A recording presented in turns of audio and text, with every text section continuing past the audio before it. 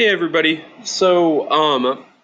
Obviously, like we talked about yesterday, today is syllabus review day. And rather than kind of going through it point by point together, I kind of thought for this one, since we are doing it from a distance, that might be better to kind of make a little video going through some of the things that I think are important, but then kind of letting you work through it at your own pace. So just be prepared. This video is going to stop a few different times to ask you some questions from what we're talking about here. And hopefully they're really easy, just kind of confirming that you're paying attention. And then ordinarily you'd have like a syllabus quiz in the first week. This is basically going to take the place of that. So I'm going to try to make it a good balance of efficient, but also not overly wordy as we go along. So some basic information up here on the course syllabus. Important thing to check out here is just the extension. So you'll see it listed a little bit later on in the syllabus, some ways to get in contact with me. But one that you can guarantee is going to be pretty immediate is to call the school and then go to extension 142. I hope that you are following the bell schedule. And so this is really kind of more of a 8:15 to 9:15 and a 2:15 to 3:02, or realistically probably as late as 4 most days type way. But basically, if that phone goes off, I'm going to answer it to get it to stop ringing. So that's kind of a good immediate way to get me on the line, especially if it's something urgent. Course description, lots of fancy language here. I'm not going to belabor it any more than just saying that it's an English course. There's nothing earth-shattering here compared to like your 8th grade year in language arts. Some course outcomes. We are going to kind of read a variety of texts this year. I actually like the freshman curriculum probably the best of any of the 4 grades, at least to teach. And I've done every grade except for juniors, and I've spent a lot of time in 8th grade as well. So some pretty varied stuff, but you will write kind of in all 3 genres: narrative, expository, and persuasive. You will get, hopefully, some kind of sort of poetry introduction towards the end of the year. This is the year where we do some things with drama. We'll read like Romeo and Juliet. You get a lot of the classics, as you can see from down here in textbooks and other reading with like the Odyssey. So it's a pretty active year. And I think one of the nice things about the freshman course is it doesn't really seem like you're spending too long on any one thing. It kind of jumps around a little bit, which is kind of cool. Textbooks, like we talked about yesterday, at least for the foreseeable future, all you should need is the whole literature and language arts 3rd course, the purple book, and the grammar equivalent. The larger texts, like some that are listed here, are within the whole textbook. I will be providing PDFs and audio files on Classroom when I can, but pretty much everything you should need is in your textbook. Some materials suggested. So ordinarily this would be, like pens and pencils and highlighters and stuff like that, and a notebook. And that's a little bit less kind of the emphasis this time around. What's more important at this stage is to get yourself a quiet, dedicated workspace, someplace that doesn't have a whole bunch of stuff all over it, someplace where you can put your materials and where you can kind of go and get comfortable every day. So, I mean, obviously that looks different from person to person, but I really recommend, carving out some space at the kitchen table or working at your desk or, getting a beanbag chair for your living room, whatever the case may be. But I do recommend that you attend class like from the same basic place each day and that it can be kind of your space. Obviously, as we're doing distance learning, the internet is your lifeline, right? Like you can't really do anything if you don't have a good, stable connection. So if you are having connection issues or computer issues, please reach out and let someone know, either myself, Mr. Olson, or Miss Edwards, so that we can get you some better functioning technology quickly before it gets too late in the semester. I do know the school still has some hotspots that they can lend out if you get started and you're like, wow, like, maybe it was fine last year, but like with another sibling home or something like that, it's just really, really slow. Let somebody know. Don't just suffer in silence, because it's probably something that we can help you with. We talked a little bit about this yesterday, but it is state law that you be on camera. Um, why that is, I really couldn't say. It's certainly not my decision, but it's one of those things that we just have to roll with. So I recommend that you get yourself some kind of school appropriate background. I know some of you like that library esque room. Um, but just something that's school appropriate. I recommend like blue or black, just so that it's a little bit easier to see you in terms of the contrast. But ultimately, as long as you're on camera and as long as it's school appropriate, we should be good. So I did say normally I'd recommend pens, pencils, and highlighters and stuff like that. And I'm not going to totally throw that out, because honestly, there will be certain topics where you'll learn it a lot better, a lot quicker, and you'll actually like internalize it more if you go through the process of physically writing it down. So even if it's not for a grade, I still recommend that you have that capability and that you have the supplies you need to do so close by in your workspace. Grading policy. So this is kind of where we're getting to the meat and potatoes. This is the important stuff, the stuff I want to really make sure that you come away knowing within the first week. Um, Grading policy, we don't do plus or minus grades here anymore, so it's just flat A, B, C, D, or F.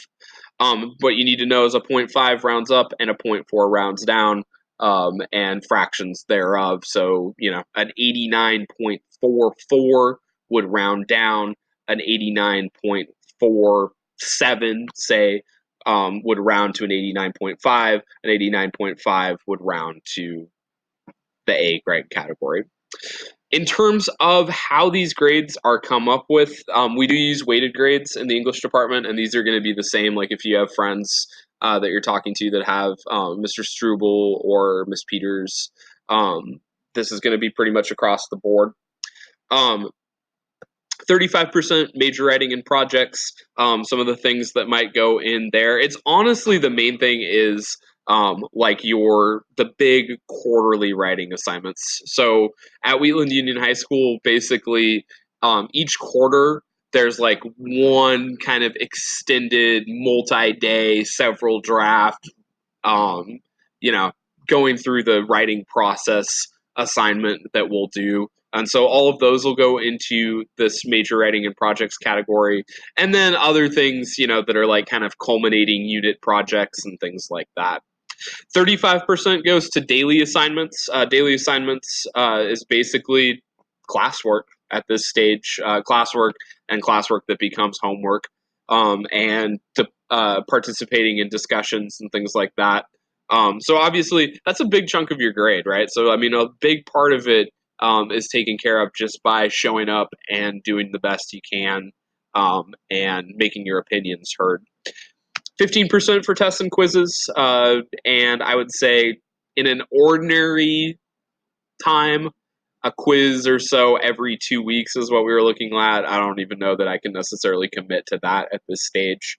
But just know that, while we do have tests and quizzes, they're not super frequent, and as you can see, they're not a super high grade point value. You do want to make them up if you miss one, obviously, but if you are someone that doesn't pride themselves on their test taking, which I know I certainly was when I was in high school. It's not going to be something where it's the biggest part of your grade or anything like that. And then lastly, 15% for summative assessment. These would be tests that go across all grade levels, things like the final exam, and there might be one or two things per semester in addition to that, where everybody's testing at the same time and it goes towards that category. Few other things that are going on here. So homework, classwork, and attendance policy during distance learning. During a normal time, I don't really assign homework. Really, homework is just classwork that doesn't get finished in class. And the same is going to be kind of true. Like, I'm not going to post anything where we don't talk about it first, and make sure that you leave class in quotes, like the 30-minute Google Meets, with some idea of what it is that you're supposed to be doing. Um, that being said, there will be some expectation that you are working outside of class to finish certain assignments.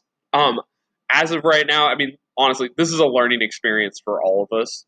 Um, so I'm kind of saying 1 to 2 hours, and for most people, it'll be kind of like right in the middle of that. The number I kind of came up with is 85 minutes. And if you think about it, if we were here in person, we were going to have 47-minute class periods um, this year with the new bell schedule that was adopted.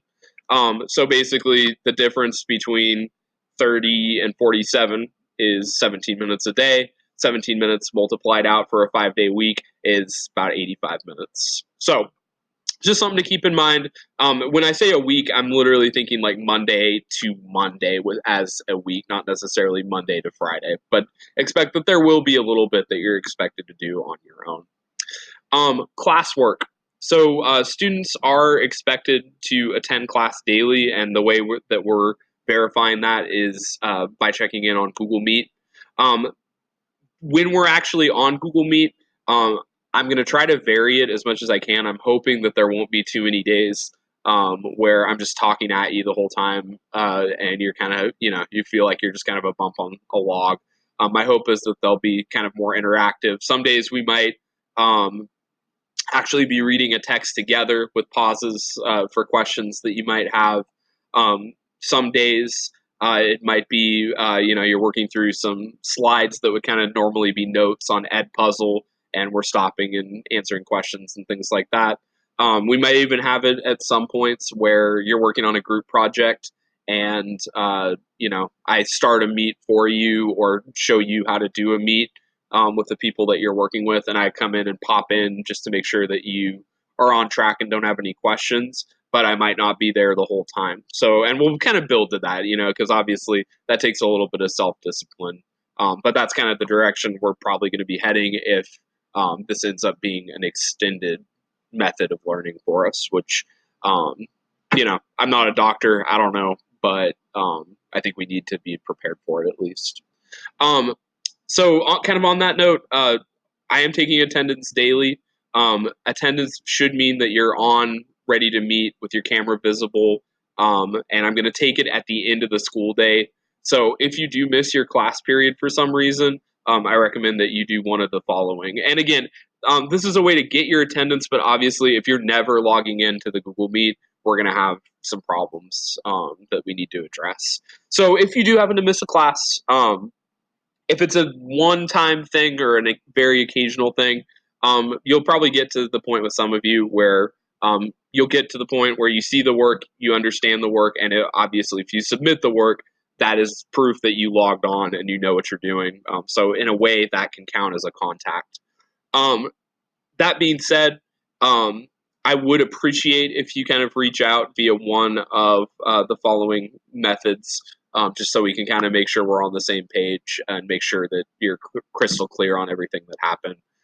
So some of the things you can do are email me, ptaylor@wheatlandhigh.org. Don't forget, my email is different than yours. It is not the edu.wheatland.stratosphere.x and such dot whatever. It's just wheatlandhigh.org for teachers. Um, you can always just reach out on Google Classroom, write me a comment or something like that. You can join Remind, which I use kind of just as an additional support, and there's information on how to do that there. You can contact me via text if you would prefer. This is not my actual phone number. It's a Google Voice number, so there's nothing weird going on if you text me at that number. Or you can jump on. We can schedule a separate meet from 2:15 is what this is supposed to say, actually, to 3:02 after kind of regular classes are over. Late work policy. So basically, my late work policy is as follows. Everybody gets one mulligan per semester. In other words, one assignment where kind of no questions asked, life happens. You can submit it without a penalty within a week, and it'll still get graded for full credit.